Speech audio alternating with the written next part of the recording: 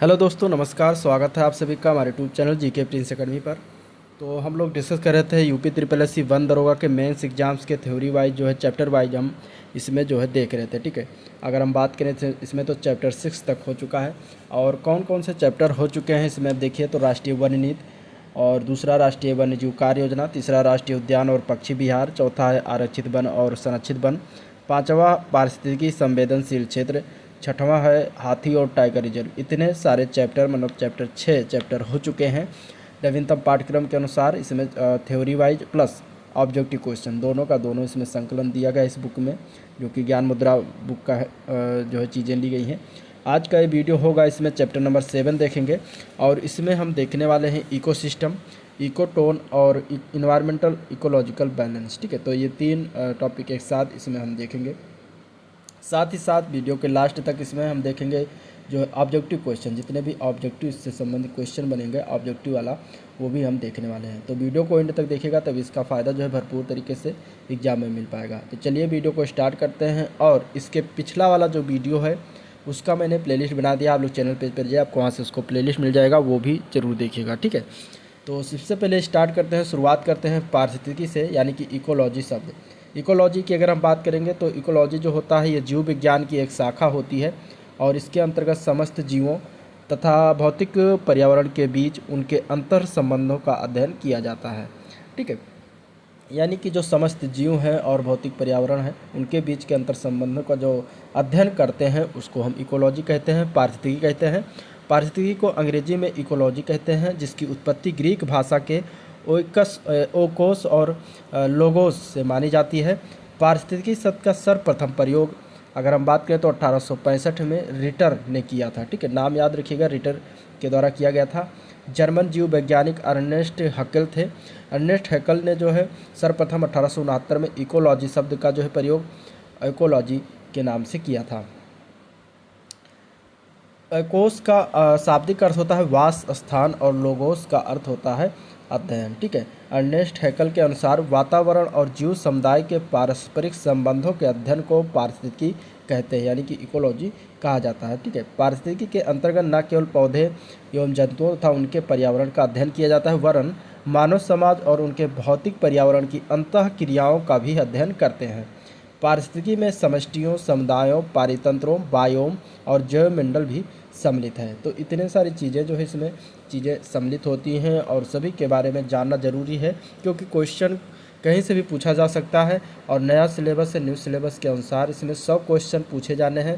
ठीक है, 100 क्वेश्चन पूछे जाएंगे और सभी वन रिलेटेड, वन से संबंधित और इकोसिस्टम से संबंधित, पर्यावरण से संबंधित ही क्वेश्चन आने वाले हैं। अगर हम बात करें तो वन दरोगा का जो है शॉर्ट लिस्ट जारी हो गया, जिसमें लगभग 19,000 बच्चों को पेट कटाव के अनुसार जो है 2021 के अनुसार बुलाया गया है। और उसमें अगर बात करें तो 75.6 नंबर पाने वाले बच्चों को जो है शॉर्ट लिस्ट किया गया है।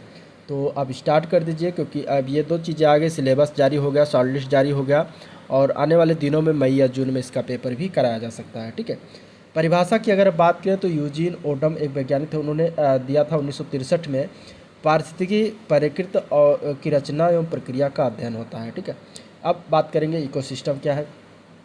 तो पारिस्थितिकी तंत्र का सर्वप्रथम प्रयोग एजी टांसले के द्वारा 1935 में किया गया था। ठीक है, ये टर्म्स पूछ लिया जाता है कि इस शब्द का प्रयोग सर्वप्रथम किसके द्वारा, तो एजी टांसले ने किया था, याद रखिएगा। टांसले के अनुसार पारिस्थितिकी तंत्र जो है भौतिक तंत्रों का एक विशेष प्रकार होता है। इसकी रचना जैविक और अजैविक संगठकों से होती है और यह अपेक्षाकृत स्थिर समस्थिति में होता है। यह एक ओपन सिस्टम यानी ओपन तंत्र यानी कि खुला तंत्र होता है। ठीक है, तथा विभिन्न प्रकार का भी हो सकता है। सामान्यतः जीवमंडल के सभी संगठकों के समूह जो पारस्परिक क्रिया में सम्मिलित होते हैं उन्हें पारिस्थितिकी तंत्र कहते हैं। पारिस्थितिकी तंत्र को प्रकृति की एक कार्यात्मक इकाई के रूप में जानी जाती है। इसके आगे अगर हम बात करते हैं तो दिया गया जैवमंडल जो है, जैवमंडल सेल माने पत्थर होता है, जल वायु से बनी हुई एक पतली परत होती है जैवमंडल, जो पृथ्वी के चारों ओर मंडल के रूप में फैली हुई बृहत्तम पारिस्थितिकी तंत्र होता है। अब इसमें कुछ पॉइंट टू पॉइंट चीज़ें दी गई हैं, उसको ज़रूर जान लीजिए। इसमें पहला पॉइंट दिया गया है पारिस्थितिकी के अंतर्गत किसका अध्ययन किया जाता है, तो वातावरण एवं जीव समुदाय का अध्ययन करते हैं। इकोलॉजी शब्द के प्रथम प्रयोक्ता कौन थे? तो उनका नाम था रिटर। ठीक है, रिटर ने कब किया था? तो 1865 में किया था। पारिस्थितिकी को सर्वप्रथम परिभाषित किसके द्वारा किया गया था? तो वो थे अर्नेस्ट हकल। ठीक है, पारिस्थितिकी के जनक कौन है? तो वही अर्नेस्ट हकल ही हैं। इसके अलावा पारिस्थितिकी तंत्र को दो घटक होते हैं, कौन कौन से होते हैं? तो पहला होता है जैविक, दूसरा होता है अजैविक। अभी इसके बारे में आगे हम विस्तृत से जानेंगे। ठीक है, पारिस्थितिकी के अन्य नाम हैं, तो इसमें समुदाय विज्ञान भी इसको कहते हैं फ्रेडरिक क्लेमेंट्स के अनुसार, और वैज्ञानिक प्राकृतिक इतिहास भी कहा जाता है ये चार्ल्स एल्टन के अनुसार। पारिस्थितिकी को मस्तिष्क की एक दशा किसने कहा है? तो ये मेडॉक्स के द्वारा कहा गया, 1972 में इन्होंने कहा था। ठीक है, पारिस्थितिकी अनेक अध्येताओं के लिए संरक्षण एवं पर्यावरण के लिए पर्यायवाची है, यह कथन किसका है? तो यह कथन पार्क महोदय के द्वारा दिया गया है, 1980 में इन्होंने कहा था। पारिस्थितिकी तंत्र शब्द का प्रयोग जो है सर्वप्रथम किसने किया था? तो जी टांसले के द्वारा किया गया था। ठीक है, ये टर्म्स इंपॉर्टेंट है क्योंकि ये क्वेश्चन पूछा जा चुका है पारिस्थितिकी तंत्र के बारे में। सर्वप्रथम प्रयोग जो है ये एजी टांसले के द्वारा, और ये कब किया गया था? तो 1935 में इनके द्वारा किया गया था। ठीक है, प्रकृति की एक कार्यात्मक इकाई क्या है? तो वो है पारिस्थितिकी तंत्र। ठीक है, पारिस्थितिकी तंत्र ही प्रकृति की एक कार्यात्मक इकाई है, यानी कि इकोसिस्टम इसको इंग्लिश में कहते हैं। जीवीय एवं अजीवीय घटकों में संबंध स्थापित कौन करता है? तो वो अपघटक होता है जो कि संबंध स्थापित करता है। पारिस्थितिकी विज्ञान में ऊर्जा मापने की इकाई क्या होती है? तो वो ऊष्मा होती है। ठीक है, दो भिन्न पारिस्थितिकी तंत्रों के मध्य संक्रमण जो होता है उसको क्या कहा जाता है? तो उसको कहा जाता है इकोक्लाइन क्षेत्र। ठीक है, इकोक्लाइन जोन जो होता है, इकोक्लाइन जो क्षेत्र होता है, उसको दो भिन्न पारिस्थितिक तंत्रों के मध्य जो संक्रमण की स्थिति होती है उसको इकोक्लाइन क्षेत्र कहा जाता है। अब आगे हम बात करेंगे, पारिस्थितिक तंत्र जो होता है एक खुला तंत्र होता है, ये इम्पॉर्टेंट है, पूछ लिया जाएगा। ठीक है, कि किस प्रकार का एक तंत्र होता है, खुला होता है कि बंद होता है? तो याद रखिएगा खुला तंत्र होता है। इसकी अपनी स्वयं की उत्पादकता होती है, ये एक कार्यशील इकाई होती है। पारिस्थितिक तंत्र की किसी निश्चित स्थान समय इकाई के समस्त जीव और भौतिक पर्यावरण का जो है प्रतिनिधित्व करता है। कुछ जंतु जो है शाकाहारी और मांसाहारी दोनों होते हैं, सभी कुछ भोजन के रूप में खाते हैं और इन्हें क्या कहा जाता है? सर्वभक्षी कहा जाता है। जैसे कि मनुष्य सर्वाहारी के रूप में होता है, यानी कि शाकाहारी भी होते हैं और मांसाहारी भी होते हैं। कुछ जंतु जो है दूसरे जंतुओं का शिकार करके अपना भोजन प्राप्त करते हैं, ये क्या कहलाते हैं? ये प्रीडेटर्स कहलाते हैं। ये भी कुछ पॉइंट टू पॉइंट चीज़ें हैं जिसको आपको याद रखना आवश्यक है। अब देखेंगे पारिस्थितिक तंत्र के संगठक यानी कि कंपोनेंट्स ऑफ इकोसिस्टम को देखने वाले हैं। तो देखिए इसके दो कंपोनेंट्स हैं, पहला है जैविक और दूसरा होता है अजैविक, यानी कि दो संगठक होते हैं इसके, एक होता है जैविक और एक होता है अजैविक। अब इसको हम थोड़ा सा डिटेल में जानेंगे। तो देखिए दो संगठक होते हैं, एक जैविक होता है एक अजैविक होता है। अब जैविक के तीन प्रकार होते हैं, तीन संगठक होते हैं, उसमें आता है उत्पादक, दूसरा आता है उपभोक्ता, तीसरा आता है अपघटक या फिर वियोजक। और अजैविक के भी तीन संगठक होते हैं, उसमें अकार्बनिक आता है, दूसरा कार्बनिक होता है, तीसरा भौतिक होता है। ठीक है, अब इसका भी हम अगर विभाजन करते हैं तो उत्पादक के अंदर पादप जगत आते हैं, यानी कि पेड़ पौधे वाले आते हैं चीज़ें, और उपभोक्ता में प्राथमिक उपभोक्ता, द्वितीय उपभोक्ता, तृतीय उपभोक्ता आते हैं। ठीक है, अकार्बनिक में जल, लवण और गैसें आती हैं। कार्बनिक में protein, carbohydrate, lipid, urea, humus, ये सब जो आता है ये सब कार्बनिक के अंतर्गत आता है। और भौतिक में ऊर्जा, प्रकाश, ताप, वायु सब चीज़ें आती हैं। ठीक है, तो ये चीज़ें कुछ याद रखिएगा। जैविक संगठक क्या होता है? जैविक संगठक की अगर हम बात करें तो यह जो होता है घटक जीवित वस्तुओं का होता है जो पारिस्थितिक तंत्र को आकार प्रदान करते हैं, उन्हें जैविक संगठक कहते हैं। सभी जीवधारियों को जीवित रहने के लिए, प्रजनन तथा वृद्धि के लिए जो है भोजन की ज़रूरत पड़ती है। पृथ्वी पर ऊर्जा का मुख्य स्रोत क्या है? सूर्य है, जिससे विकिरण ऊर्जा प्राप्त होती है। और इससे क्या होता है? हरे पौधे जो है इस ऊर्जा को प्रकाश संश्लेषण क्रिया द्वारा जो है रासायनिक ऊर्जा में परिवर्तित करते हैं। वही जीवधारी जो दूसरे पर निर्भर नहीं करते हैं और स्वयं अपना भोजन बनाते हैं वह स्वयं पोषी कहलाते हैं। जैसे कि सभी हरे पौधे क्या होते हैं? स्वयं पोषी होते हैं, क्योंकि ये अपना भोजन स्वयं यानी कि खुद क्या कहते हैं बनाते हैं। ठीक है, और वह जीवधारी जो भोजन है तो सर्वदा दूसरे पर आश्रित होते हैं, उन्हें परपोषी कहते हैं। ठीक है, परपोषी की अगर हम बात करेंगे तो क्या होते हैं? जो दूसरे पर आश्रित होते हैं। अब जैविक घटकों को मुख्यतः तीन वर्गों में विभाजित करते हैं। पहला आता है उत्पादक, दूसरा उपभोक्ता, तीसरा अपघटक। अब उत्पादक क्या है? तो उत्पादक मुख्य रूप से वह पादप जगत तथा हरे पेड़ पौधे जो स्वपोषी होते हैं उन्हें उत्पादक में शामिल किया जाता है। जैसे कि प्रकाश संश्लेषण की क्रिया में कार्बन डाइऑक्साइड का अपचयन तथा जल का क्या होता है? उपचयन होता है, याद रखिएगा। ठीक है, पारिस्थितिकी स्थलीय पारिस्थितिकी तंत्र में उत्पादक जो है प्रायः जड़ युक्त पौधे, शाक, झाड़ी तथा वृक्ष रूप में पाए जाते हैं। और जलीय पारिस्थितिकी तंत्र में पादप प्लवक नामक प्लवक पौधे जो होते हैं प्रमुख उत्पादक होते हैं। ठीक है। पर्यावरणीय स्थिति अनुकूल होने की दशा में पादप प्लवक इतना भोज्य पदार्थ उत्पादित करते हैं जितना कि प्रति इकाई क्षेत्रफल में बड़ी झाड़ियाँ या फिर बड़े वृक्षों द्वारा तैयार किया जाता है। हरे पौधों को प्राथमिक उत्पादक माना जाता है। अब प्राथमिक उत्पादक कौन कौन से होते हैं तो उसमें आता है विविध तरह के शैवाल होते हैं। ठीक है। बड़े बड़े वृक्ष होते हैं, झाड़ियाँ होती हैं और शाकीय पौधे आते हैं। विभिन्न प्रकार की घासें एवं जंगली छोटे शाकीय पौधे होते हैं। उपस्थित फसल के पौधे भी पारिस्थितिक तंत्र के उत्पादक के अंतर्गत प्राथमिक उत्पादक के अंतर्गत आते हैं। ठीक है। अब बात करते हैं उपभोक्ता की। ठीक है। जैविक संगठक के अंदर उत्पादक की बात हो गई। अब बात करेंगे उपभोक्ता। तो उपभोक्ता की अगर हम बात करें तो इसके अंतर्गत मानव सहित वह जीवधारी आते हैं जो अपना भोजन प्राथमिक उत्पादकों, हरे पौधों तथा अन्य जीवधारियों को खाकर प्राप्त करते हैं। अब प्राथमिक उत्पादकों, हरे शाकीय पौधों, झाड़ियों तथा वृक्षों की पत्तियां आदि को ग्रहण करने वाले जीवधारियों को क्या कहा जाता है? शाकाहारी कहा जाता है। ठीक है। शाकाहारी किसे कहते हैं? जो हरे पेड़ पौधे, शाकीय पौधे, झाड़ियों वृक्षों की पत्तियों को खाते हैं उन्हें शाकाहारी कहा जाता है। अब इसके अलावा शाकाहारी जीवधारियों को खाने वाले अन्य जीवधारियों को क्या कहते हैं? मांसाहारी कहते हैं। ठीक है। यानी कि शाकाहारी जो जीवधारी होते हैं उनको खाने वाले जीवों को जो है मांसाहारी कहा जाता है। हरे पौधों को प्राथमिक उत्पादक और परपोषी उपभोक्ता जंतुओं को जो है द्वितीयक उत्पादक भी कहा जाता है। अब उपभोक्ता के अंतर्गत जो है 3 प्रकार के होते हैं उपभोक्ता। एक होता है प्राथमिक, एक होता है द्वितीयक, दूसरा होता है द्वितीयक और तीसरा होता है तृतीयक। तो प्राथमिक उपभोक्ता क्या होता है? तो वह उपभोक्ता जो अपने भोजन के लिए पौधे पर निर्भर रहता है, प्राथमिक उपभोक्ता शाकाहारी कहलाता है।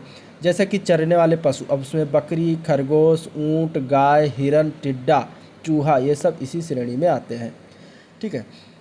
और द्वितीयक उपभोक्ता की अगर हम बात करेंगे तो वह जो है उपभोक्ता जो अपने भोजन के लिए शाक भक्षी या अन्य प्राणियों पर निर्भर रहते हैं, वो द्वितीयक उपभोक्ता कहलाते हैं। और ये प्राय जो है क्या होते हैं? द्वितीयक श्रेणी के उपभोक्ता मांसाहारी होते हैं। जैसे कि हिरन का भेड़िए द्वारा और चूहे का बिल्ली द्वारा और शाकाहारी मछली का जो है मांसाहारी मछली द्वारा खाया जाना, ये सब क्या आते हैं? ये द्वितीयक श्रेणी के उपभोक्ता के अंतर्गत जो है आते हैं। ठीक है।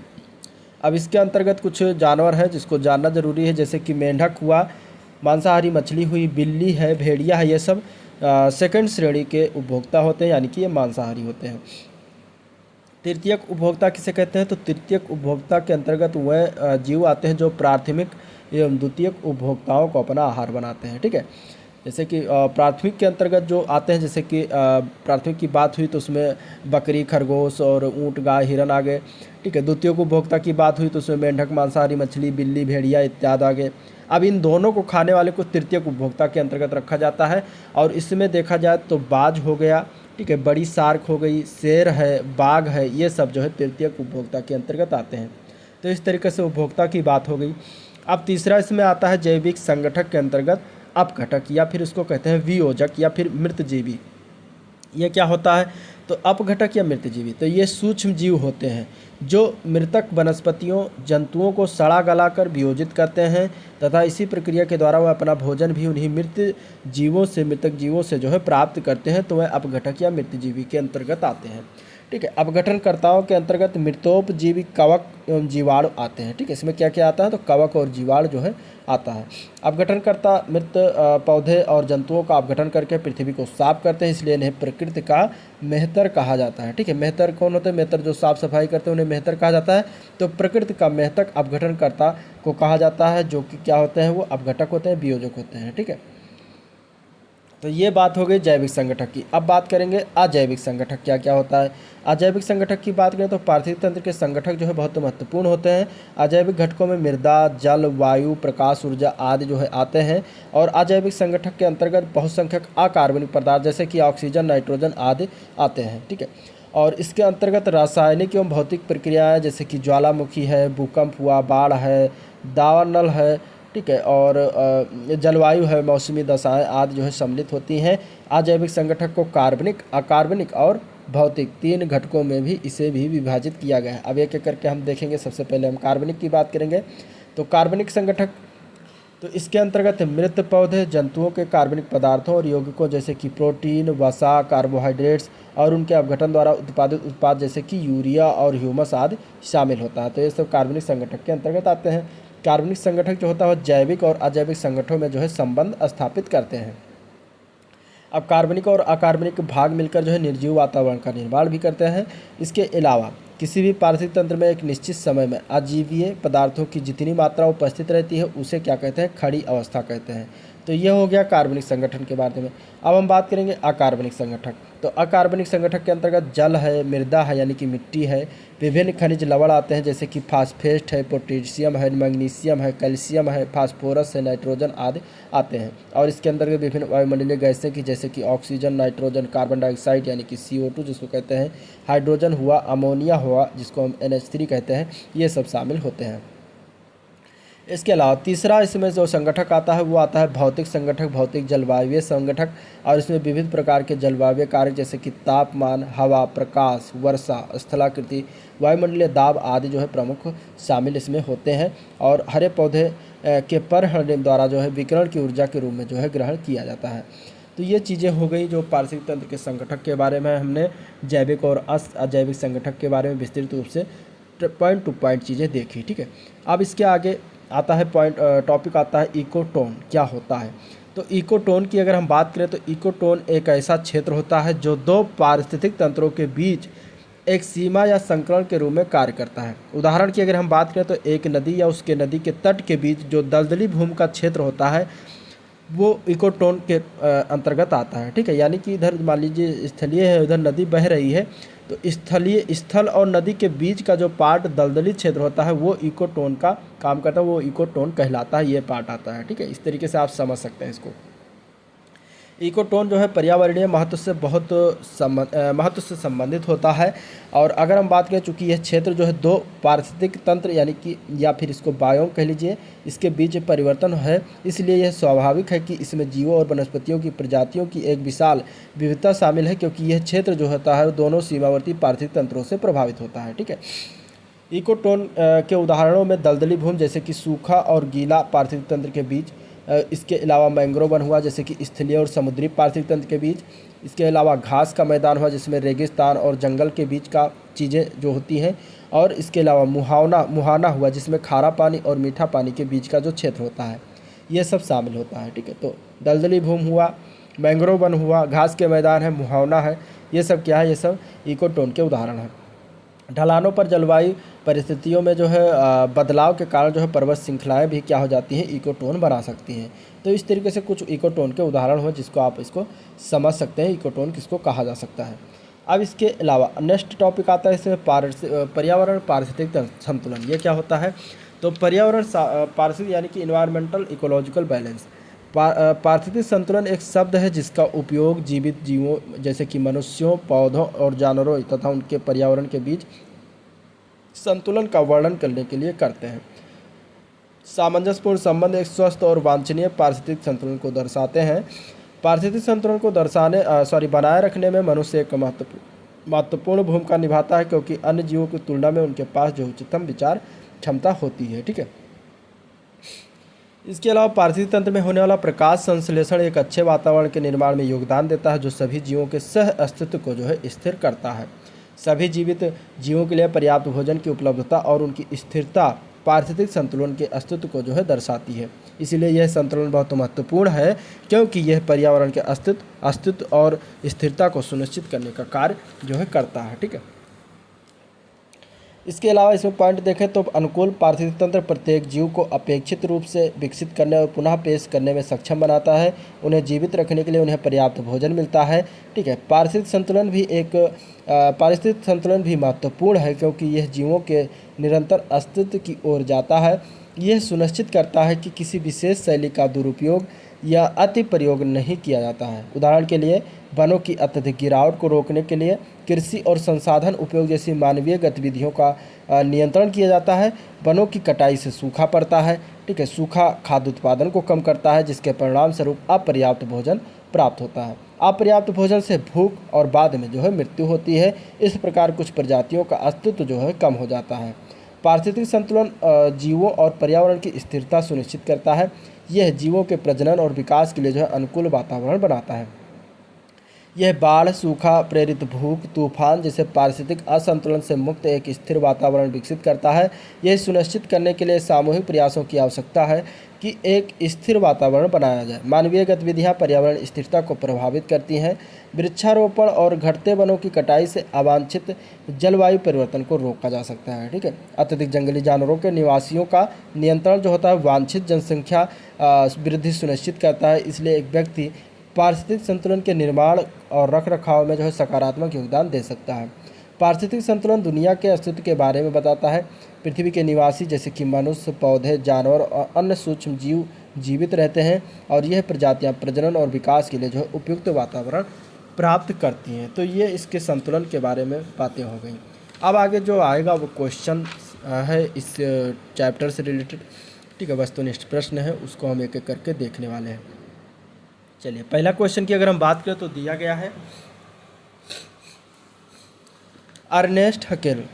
अर्नेस्ट हैकेल जो है किस संकल्पना से संबंधित है? जीवों की उत्पत्ति या फिर कार्बन चक्र या फिर जैविक अनुक्रम या फिर पारिस्थितिक संबंधित? तो अगर हम बात करें तो यह पारिस्थितिकी से संबंधित है। पारिस्थितिक शब्द का सर्वप्रथम प्रयोग अर्नेस्ट हैकेल के द्वारा 1935 में किया गया था। तो आंसर इसका डी पार्ट करेक्ट हो जाएगा।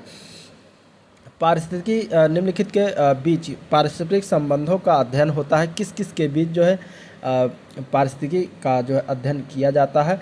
तो अगर हम आंसर की बात करेंगे तो ये जीव और वातावरण के मध्य होता है। आंसर इसका ए पार्ट करेक्ट हो जाएगा। ठीक है, निम्नलिखित में से कौन कृत्रिम पारिस्थितिक तंत्र है इनमें से? तो कृत्रिम पारिस्थितिक तंत्र की अगर हम बात करेंगे तो इसमें आपका आंसर हो जाएगा ए पार्ट। धान का खेत जो होता है वो कृत्रिम यानी कि मानव निर्मित होता है और एक पारिस्थितिक तंत्र का निर्माण करता है, इसलिए इसमें धान का खेत आपका क्या हो जाएगा? कृत्रिम पारिस्थितिक तंत्र के अंतर्गत आ जाएगा। ठीक है, अगला प्रश्न है पारिस्थितिकी तंत्र के जैविक घटकों में कौन उत्पादक घटक है? ठीक है, इस तरीके से देखिए क्वेश्चन पूछा जा रहा है और इस तरीके से क्वेश्चन बन भी सकता है। तो इसमें अगर बात करें जैविक घटकों में उत्पादक की तो हरे पौधे हो जाएंगे। हरे पेड़ पौधे जो होते हैं वो उत्पादक के रूप में जो है घटक होते हैं। तो आंसर इसका डी पार्ट करेक्ट हो जाएगा। नेक्स्ट क्वेश्चन है पारितंत्रों में खाद्य श्रृंखलाओं के संदर्भ में निम्नलिखित कथनों पर विचार करिए। इसमें से पहला दिया गया है खाद्य श्रृंखला उस क्रम का निर्देशन करती है जिसमें जीवों की एक श्रृंखला एक दूसरे के आहार द्वारा पोषित होती है। दूसरा है खाद्य श्रृंखला एक जाति की समष्टि के अंतर्गत पाई जाती है। खाद्य श्रृंखला उस प्रत्येक जीव की संस्थाओं का जो दूसरों के द्वारा खाई जाती है निर्देशन करती है। तो इसमें बताना है कि कौन सा सही है। ठीक है, तो इसमें इसका राइट आंसर क्या हो जाएगा? पहला, दूसरा, तीसरा में कौन कौन सही है? तो अगर हम राइट आंसर की बात करेंगे तो आंसर हो जाएगा ए पार्ट, केवल पहला सही है। ठीक, खाद्य श्रृंखला उस क्रम का निर्देशन करती है जिसमें जीवों की एक श्रृंखला एक दूसरे के आहार द्वारा पोषित होती है, ये करेक्ट है। बाकी इसमें दोनों गलत है। ठीक है, खाद्य श्रृंखला एक जाति समष्टि को अंतर्गत पाई जाती, गलत है। खाद्य श्रृंखला उस प्रत्येक जीव की संस्थाओं का जो दूसरे के द्वारा खाई जाती निर्देशन करती है, ये भी गलत है। तो करेक्ट आंसर आपका इसमें ए पार्ट हो जाएगा, केवल एक। नेक्स्ट क्वेश्चन, निम्नलिखित जलवायु कारकों में से कौन पारिस्थितिक तंत्र पर सबसे कम प्रभाव डालता है इनमें से? तो इनमें से अगर हम आंसर की बात करेंगे तो बी पार्ट सही हो जाएगा। पवन जो होता है ये सबसे कम प्रभाव डालता है। करेक्ट आंसर बी पार्ट इसका राइट हो जाएगा। किस प्रकार के पिरामिड द्वारा विभिन्न पारिस्थितिक तंत्रों की उत्पादकता का बोध होता है? तो कौन सा पिरामिड होता है? तो वो होता है ऊर्जा पिरामिड, उसको कहा जाता है। आंसर इसका सी पार्ट करेक्ट हो जाएगा। ठीक है, अगला क्वेश्चन हमें बताना है पारितंत्र उत्पादकता के संदर्भ में समुद्री उत्प्रवाह यानी कि अपवेलिंग जिसको कहते हैं इस क्षेत्र के इसलिए महत्वपूर्ण है क्योंकि ये निम्नलिखित माध्यम से समुद्री उत्पादकता बढ़ाते हैं। अब इसमें माध्यम दिया गया है, पहला है अपघटक सूक्ष्म जीवों को सतह पर लाकर, दूसरा है पोषकों को सतह पर लाकर, तीसरा है अधस्थली जीवों को सतह पर लाकर। इसमें से कौन कौन सा सही है पॉइंट ये बताना है। ऑप्शन आपको इसमें देख लीजिए, ऑप्शन इस तरीके से कुछ दिए गए हैं। ठीक है, तो अगर हम इसमें बात करेंगे तो कौन कौन से इसमें ऑप्शन सही है? तो ऑप्शन इसका बी पार्ट हो जाएगा। केवल इसमें दो सही है, बाकी पहला और तीसरा इसमें रॉन्ग है। ठीक है, पारतंत्र उत्पादकता के संबंध में केवल दो सही है, पहला और तीसरा रॉन्ग है। तो आंसर आपका इसमें हो जाएगा केवल दो, बी पार्ट। नेक्स्ट क्वेश्चन, पारिस्थितिकी निकाय में ऊर्जा का प्राथमिक स्रोत क्या होता है? पारिस्थितिकी निकाय में ऊर्जा का प्राथमिक स्रोत की बात करेंगे तो वो होता है सौर ऊर्जा, सूर्य की ऊर्जा। तो आंसर इसका क्या हो जाएगा? सी पार्ट करेक्ट हो जाएगा। निम्नलिखित में से किस कार्य से पारिस्थितिकी संतुलन बिगड़ता है? तो इसमें अगर हम आंसर की बात करेंगे तो राइट आंसर ए पार्ट है, लकड़ी काटना। लकड़ी काटने से क्या होता है? पारिस्थितिक संतुलन बिगड़ता है, यानी वन के काटना, पेड़ों को काटने से पारिस्थितिकी संतुलन बिगड़ता है। तो आंसर ए पार्ट करेक्ट हो जाएगा। जीव भार का पिरामिड जो है किस पारिस्थितिक तंत्र में उलट जाता है? तो अगर हम इसके आंसर की बात करेंगे तो ये तालाब के बात करेंगे तो तालाब पारिस्थितिक तंत्र जो होता है उस परिप्रेक्ष्य में क्या होता है, उलट जाता है। तो आंसर इसका बी पार्ट करेक्ट हो जाएगा। अगला क्वेश्चन है पारिस्थितिक तंत्र की संकल्पना को किसने प्रस्तावित किया था? तो ये प्रस्तावित किया गया था ए.जी. टांसले के द्वारा। आंसर इसका जो हो जाएगा वो डी पार्ट करेक्ट हो जाएगा, ए.जी. टांसले। ठीक है, ए.जी. टांसले इसका राइट आंसर हो जाएगा। अगला क्वेश्चन देखते हैं। घास स्थलीय पारतंत्र में संख्या का पिरामिड कैसा होता है? यानी कि घास स्थलीय जो पारतंत्र होता है उसमें संख्या का पिरामिड कैसा होता है ये बताना है। तो वो होता है सीधा pyramid. Answer A part correct हो जाएगा। निम्नलिखित में से किसने सर्वप्रथम गहन पारिस्थितिकी यानी कि डीप इकोलॉजी शब्द का प्रयोग किया था? तो ये प्रयोग किया गया था अर्नीस्ट नेस के द्वारा। आंसर इसका डी पार्ट करेक्ट हो जाएगा। अगला प्रश्न है पारिस्थितिकी नीश आला की संकल्पना को प्रतिपादित किसके द्वारा किया गया था? तो ये संकल्पना प्रतिपादित किया गया था ग्रीनेल के द्वारा। तो आंसर ए पार्ट करेक्ट हो जाएगा, ग्रीनेल। ठीक है, पारिस्थितिकीय तंत्र में एक टिकाऊ जैव समूह कहलाता है, उसको हम क्या कहते हैं? तो पारिस्थितिकीय तंत्र में एक टिकाऊ जो जैव समूह होता है उसको हम इकोटोन कहते हैं, हिंदी में उसको संक्रमण कहा जाता है। आंसर इसका ए पार्ट करेक्ट हो जाएगा। नेक्स्ट क्वेश्चन, पारिस्थितिकीय निकाय में के रूप में आर्द्र भूमि यानी कि बरसाती जो जमीन यानी कि नम वाली जो भूमि होती है निम्नलिखित में से किस हेतु जो है उपयोगी है? तो अगर हम इसके आंसर की बात करेंगे तो पोषक पुनर्प्राप्ति एवं चक्रण हेतु उपयोगी होता है। तो ये सही है। पौधे द्वारा अवशोषण के माध्यम से भारी धातुओं को अवमुक्त करने होती है, भी सही है। तलछट रोक कर नदियों का गादीकरण कम करने होती है, भी सही है। तो इसमें आपका राइट आंसर डी पार्ट जो उपयुक्त सभी सही है। ठीक है, उपयुक्त सभी सही है। Next question, millennium ecosystem assessment पारिस्थितिकी तंत्र के सेवाओं की निम्नलिखित प्रमुख वर्गों का वर्णन करता है, जिसमें आता है व्यवस्था, समर्थन, नियंत्रण, संरक्षण और सांस्कृतिक। इसमें से बताना है कि निम्नलिखित में से कौन सा एक समर्थन सेवा है। ठीक है, खाद्य एवं जल का उत्पादन, बी है जलवायु एवं रोग का नियंत्रण, सी है पोषण चक्रण एवं पाषाण परागण, डी है विविधता अनुरक्षण। तो इसके अगर हम आंसर की बात करेंगे तो वो है समर्थन सेवा जो है वो है पोषण चक्रण एवं फसल परागण। आंसर इसका सी पार्ट करेक्ट हो जाएगा। अगला क्वेश्चन है निम्नलिखित युगों में से कौन सा सही सुमेलित है? पर्वत सर्वाधिक स्थायी पारिस्थितिकीय तंत्र है, या फिर बी पार्ट है अजैविक अवयव के अंतर्गत जीवाणु आता है, या फिर सी पार्ट है हरे पौधे पारिस्थितिक तंत्र होते हैं, या फिर डी पार्ट है वर्षा जो होता है वो ग्लोबल वार्मिंग के तहत होता है या ग्लोबल वार्मिंग बढ़ता है। अब इसमें बताना है कि कौन सही सुमेलित किया गया। सही सुमेलन की अगर हम बात करेंगे तो सी पार्ट सही सुमेलन हरे पौधे पारिस्थितिक तंत्र के घटक होते हैं। तो आंसर आपका इसमें सी पार्ट करेक्ट हो जाए, बाकी सारे गलत हैं। ठीक है, नेक्स्ट क्वेश्चन, स्वच्छ जल समुदाय में लैंटिक आवास का उदाहरण क्या होता है? स्वच्छ जल समुदाय जो होता है उसमें लैंटिक आवास का उदाहरण इनमें से कौन सा होता है? ऑप्शन होगा तो इसमें से अगर देखें तो लैंटिक आवास का उदाहरण तालाब एवं दलदल भूमि होता है। आंसर ए पार्ट करेक्ट हो जाएगा। निम्नलिखित में से किसका पारिस्थितिक संतुलन से संबंध नहीं है? जल प्रबंधन, वन रोपण, औद्योगिक प्रबंधन या फिर वन्यजीव सुरक्षा। तो इसमें से अगर हम बात करेंगे तो औद्योगिक प्रबंधन जो होता है यह पारिस्थितिक संतुलन से संबंधित नहीं होता। तो आपका करेक्ट आंसर जो होगा सी पार्ट करेक्ट हो जाएगा। पारिस्थितिकी के जनक की संज्ञा किसको प्रदान की गई? तो पारिस्थितिकी के जनक की संज्ञा की अगर हम बात करें तो अर्नेस्ट हैकल को दिया गया है। आंसर इसका ए पार्ट करेक्ट हो जाएगा। ठीक है, इकोसिस्टम के संबंध में क्या सही है? तो इसमें अगर हम आंसर की बात करेंगे इकोसिस्टम के संबंध में तो उत्पादक प्राथमिक उपभोक्ता से अधिक है, ये सही है। आपका आंसर इसमें सी पार्ट करेक्ट हो जाएगा। नेक्स्ट क्वेश्चन देखते हैं, एक पारिस्थितिक तंत्र के विभिन्न घटकों से होकर पोषक तत्वों का गुजरना क्या कहलाता है? तो एक पारिस्थितिकी तंत्र के विभिन्न घटकों से होकर पोषक तत्वों का गुजरना उसको हम कहते हैं भू जैव रसायन तंत्र। क्या कहते हैं? जैव भू रसायन तंत्र। आंसर इसका ए पार्ट करेक्ट हो जाएगा। पारिस्थितिकी तंत्र में एक पोषी स्तर के दूसरे पोषी स्तर में स्थानांतरण से ऊर्जा की मात्रा क्या होती है?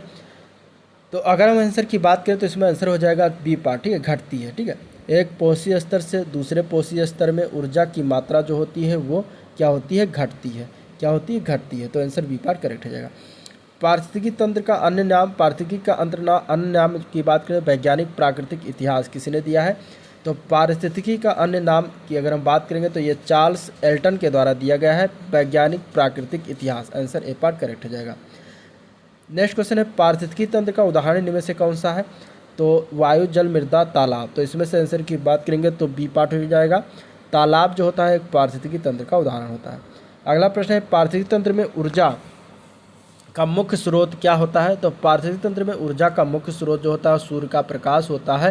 आंसर बी पार्ट इसका करेक्ट हो जाएगा। ठीक है, नेक्स्ट क्वेश्चन देखते हैं। तो निम्नलिखित पारिस्थितिक तंत्रों में से किसमें प्रजातीय विविधता सापेक्षता काफ़ी अधिक होती है? तो इनमें से अगर देखा जाए तो उष्णकटिबंधीय वर्षा वन में सापेक्षता काफ़ी अधिक होती है। तो आंसर बी पार्ट करेक्ट हो जाएगा। अगला प्रश्न, सबसे अधिक स्थिर पारिस्थितिक तंत्र कौन सा है? तो इनमें से सबसे अधिक स्थिर पारिस्थितिक तंत्र की बात करेंगे तो सागरीय यानी कि महासागर का होता है। आंसर ए पार्ट करेक्ट हो जाएगा। ठीक है, नेक्स्ट क्वेश्चन, निम्नलिखित में से कौन सा क्रम पारिस्थितिक तंत्र में ऊर्जा प्रवाह के संबंध में सही है? ठीक है, तो ऊर्जा प्रवाह के संबंध में अगर हम देखेंगे तो सबसे ज़्यादा अगर ऊर्जा प्राप्त होता है तो उत्पादक को प्राप्त होता है। इससे बाद अगर हम बात करें तो उपभोक्ता को मिलता है, फिर सबसे कम अपघटक को प्राप्त होता है। तो इस तरीके से आंसर इसका हो जाएगा ए पार्ट। ये इसमें सही रूप से जो है संबंधित सही है, बाकी सारे गलत हैं। ठीक है, तो आंसर ए पार्ट करेक्ट हो जाएगा। अगला क्वेश्चन, पारिस्थितिकी तंत्र के घटक कौन कौन से हैं? तो पारिस्थितिकी तंत्र के घटक जो होते हैं वो दो हैं, एक होता है जैविक संगठक, एक होता है अजैविक संगठक। तो आंसर आपका बी पार्ट करेक्ट हो जाएगा। ठीक है, पारिस्थितिक निकेत के संदर्भ में निम्नलिखित कथनों में से कौन सा सही है? अब कथन देखिए, पहला दिया गया है कि यह उन स्थितियों की श्रेणी का प्रतिनिधित्व करता है जो संसाधनों के उपयोग और पारिस्थितिक तंत्र में उसकी कार्यात्मक भूमिका को सहन कर सकती है। दूसरा है प्रत्येक प्रजाति का एक अलग स्थान होता है। ठीक है, अब इसमें बताना है कि कौन सा सही है कौन सा गलत है। दोनों कथन दिया गया है, ऑप्शन इस तरीके से कुछ दिए गए। तो इसमें अगर देखा जाए तो सही कथन की अगर हम बात करेंगे तो दोनों कथन सही हो जाएगा। आंसर इसका बी पार्ट सही हो जाएगा। एक व दो दोनों, ये दोनों पारिस्थितिक निकेत के बारे में सही है। तो करेक्ट आंसर आपका इसमें जो है बी पार्ट हो जाएगा। ए व बी दोनों, एक व दो दोनों। ठीक है, तो करेक्ट आंसर क्या हो जाएगा? बी पार्ट हो जाएगा। तो इस तरीके से यह था आज का ओवरऑल वीडियो जिसको हम लोगों ने देखा, डिस्कस किया। अगर वीडियो पसंद आया हो तो आपको लाइक करिएगा, चैनल को सब्सक्राइब करना मत भूलिएगा और साथ ही साथ अपने दोस्तों में ज़्यादा ज़्यादा शेयर करना भी मत भूलिएगा। ठीक है, और मिलते हैं, आज का वीडियो इन करते हैं, मिलते हैं नेक्स्ट वीडियो में जिसमें हम पढ़ाएंगे वन संरक्षण अधिनियम, भारतीय वन अधिनियम और वन्य जीव संरक्षण अधिनियम के बारे में देखने वाले हैं। तो बहुत ही इंपॉर्टेंट चैप्टर है, टॉपिक वाइज जरूर देखना मत भूलिएगा। आज के लिए इतना ही, मिलते हैं नेक्स्ट वीडियो में, तब तक के लिए थैंक यू।